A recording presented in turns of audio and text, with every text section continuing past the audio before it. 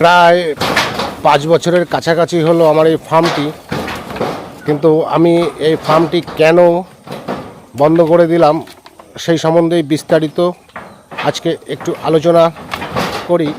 নমস্কার বন্ধুরা, Nadia হরিণঘাটায় MD goat ফার্মের পক্ষ থেকে আমি গণেশ দত্ত আপনাদের সামনে আরও একটি নতুন প্রতিবেদন নিয়ে প্রায় 2 মাস পরে হাজির হলাম। তো যারা আমার নিয়মিত কম বেশি ভিডিও দেখে থাকেন তারা অনেক দিন আগেই হয়তো বুঝতে পেরেছেন যে আমার এই ফার্মটি আমি বন্ধ করে দিতে চলেছি। তো ফার্ম বন্ধ করে দেব বললেই তো আর বন্ধ করা যায় না, কারণ এখানে কন্টিনিউ বাচ্চা হতেই থাকে। তো আস্তে আস্তে ধীরে ধীরে ছাগল বিক্রি করতে হয়। তো যদি আজ আমি বলি বন্ধ করে দেবো যে কালকেই বন্ধ করে দিলাম, তা কিন্তু নয়। কারণ একটা ফার্ম বন্ধ করতে হলে ধীরে ধীরে আস্তে আস্তে ছাগল বিক্রি করতে হবে। মা ছাগলগুলো কম বেশি বাচ্চা হতেই থাকে। তো একদিন আমার এখানে প্রায় 60 পিসের কাছাকাছি ছাগল ছিল।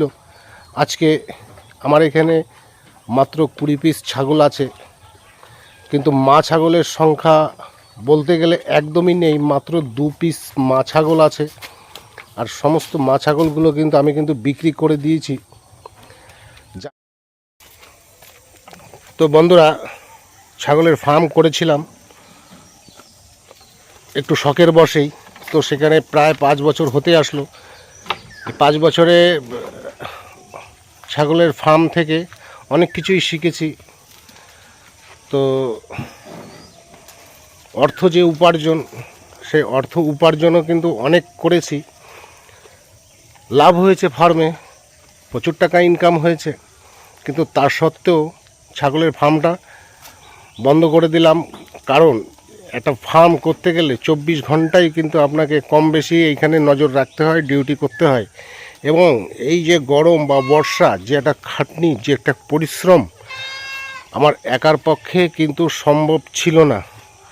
এই যে পরিশ্রম, তারপরেও ফার্ম করতে গেলে আপনার আত্মীয় স্বজন, বন্ধু বান্ধব বা অনুষ্ঠান অকেশন সব কিছু কিন্তু ত্যাগ করতে হবে। তো সেই দিক বিবেচনা করে আমি কিন্তু অনেকের কাছেই আমি খারাপ হয়ে যাচ্ছিলাম, কারণ কোনো অনুষ্ঠান বা অকেশন কোথাও যেতে পারি না। সারাদিন এদের নিয়েই থাকতে হয়। আর সবচাইতে বড় কথা হচ্ছে প্রচণ্ড খাটনি হয়, পরিশ্রম হয়। এই যে এদের জন্য ঘাস কাটা, এদের খেতে দেওয়া, 3 বেলা তদারকি করা, যারা ছাগলের ফার্ম করে একমাত্র তারাই কিন্তু বোঝে।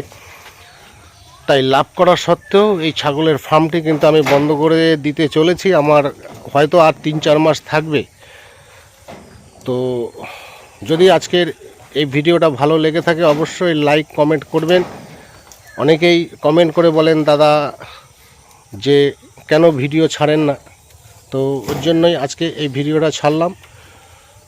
তো আমার এই ভিডিওটি এখনই শেষ করলাম। সবাই ভালো থাকবেন, সুস্থ থাকবেন। নমস্কার।